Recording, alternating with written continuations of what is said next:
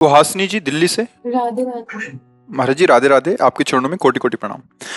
भगवान, मुझे भगवान में पूरा भरोसा है। मुझे कभी कभी परिस्थितियों से, लोगों से डर लगता है।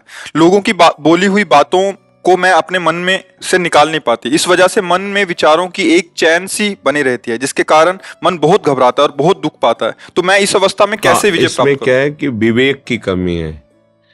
जो ये मन हमें बांधता है ना, ये कल्पनात्मक भी बांध सकता है, बिना किसी व्यक्ति वस्तु स्थान के भी।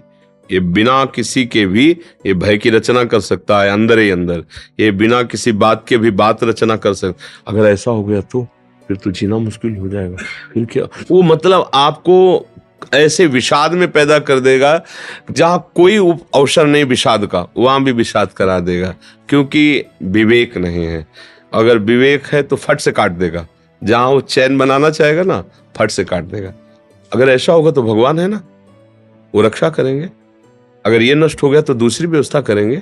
अनंत ब्रह्मांडों की रक्षा करते हैं, हमारे सर्व समर्थ भगवान है, वो तुरंत काट लेगा। अब इतना आश्रय है नहीं, सत्संग का अभी रंग चढ़ा नहीं, तो विवेक रूपी कैंची सही है नहीं, तो काट नहीं पाती।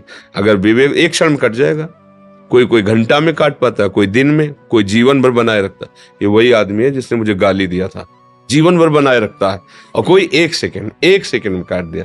ना, इसका कोई दोष नहीं है। मेरे किसी अवगुणों का सुधार करने के लिए, पाप का नाश करने के लिए भगवान इसे प्रेरित करके गालियां दिला रहे हैं। मंगल भवन है, जो कर रहे हैं अच्छा है, प्रभु निकल। विवेक ने क्या किया? और अगर विवेक नहीं, हमने तो कुछ बिगाड़ना नहीं था, इसने गाली दिया। कभी तो अवसर आएगा जब मिलोगी जिंदगी में, तो तुमने 10 दिए ना, 100 देंगे तुम्हें। अब वो पकड़े बैठा हुआ है। अब विवेक है तो एक सेकंड में काट दिया। तो ये जो चिंतन है, ये तभी सुधरेगा जब भगवत चिंतन हो। इसीलिए हम कह रहे हैं, सबको अगर सुख की चाह है तो नाम जप करो, दूसरा उपाय कोई नहीं है। ये तुम्हारे किसी के आशीर्वाद से, फल फूल देने से, जंतुर मंतुर बांधने से कुछ नहीं। राधा राधा राधा राधा, अच्छे आचरण करो। कोई भी तुम्हारे साथ जो प्रतिकूल व्यवहार कर रहा है तो भगवान देख रहा है। जहां तक हो तहां तक अपनी बुद्धि से उससे बचने का उपाय करो। नहीं है तो ऐसे हो जाओ, हे भगवान आप देख लो, हम तो असमर्थ हैं, तो बहुत समर्थ हैं, वो सब देख लेंगे। भय क्यों करना है?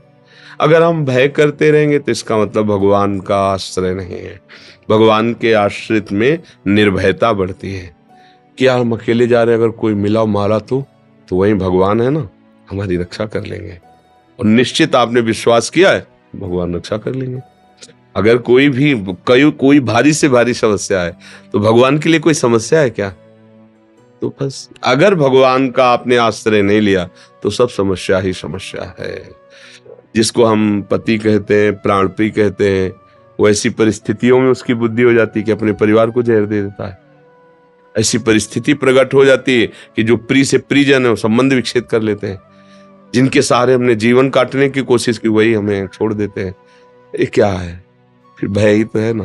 अगर भगवान का आश्रय, सब में भगवान का भाव करो, तो अगर ऐसी स्थिति भी आएगी तो आपने भगवान को पकड़ा है। जैसे मीरा जी के पति राणा जी का शरीर पूरा हुआ, उनसे कहा आप अपना सुहाग उजाड़ो। नहीं, हमने इनके लिए सुहाग भरा ही नहीं था, ये तो श्री कृष्ण के लिए था। हमारे गिरधर अविनाशी, इसलिए मेरा सुहाग अविनाशी। बस तो कोई अब बिना भगवान के आश्रय, मेरी जो हृदय की बात और संतों की बात और शास्त्रों की बात, बिना भगवान के किसी को स्वप्न में भी सुख नहीं मिल सकता, पक्का समझ लो। अब चाहे आप उसे स्वीकार करें या ना स्वीकार करें, इसमें आप स्वतंत्र हो। भगवान ने भी आपको स्वतंत्र इस विषय में किया है। अगर आप स्वीकार करो तो ठीक है, ना स्वीकार करो तो दूसरा भी भाग है, वो तो स्वीकार करना ही होगा। अधर्म आचरण करोगे उसका दंड मिलेगा आपको, यहाँ से लोक परलोक सब मिले। वो तो स्वीकार करने की जरूरत नहीं, तो मिलेगा ही। अगर इधर स्वीकार कर लिया तो वो नष्ट हो जाएगा और तुम्हें आनंद की प्राप्ति होगी। बस ये बात समझना है।